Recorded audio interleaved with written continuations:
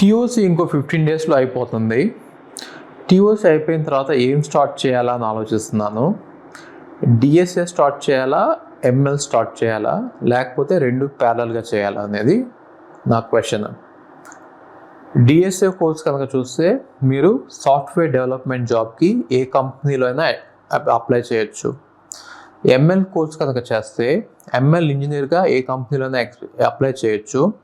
జనరల్గా ఎంఎల్ ఇంజనీర్స్కి 30% more salary ఉంటుంది నార్మల్ సాఫ్ట్వేర్ డెవలపర్స్ కంటే. కానీ most of the startups DSA అడగవు, డైరెక్ట్గా ఎంఎల్ అడిగేస్తాయి క్వశ్చన్స్. ఓన్లీ ఎంఎల్ మీదే చాలా జాబ్స్ ఉంటాయి.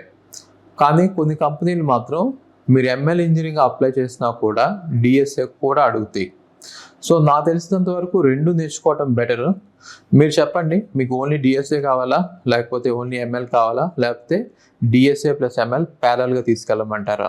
ఒకసారి మీరు నాకు ఇది క్లియర్ చేయండి కామెంట్స్లో. దాన్ని బట్టి నేను ప్లాన్ చేసుకుంటాను.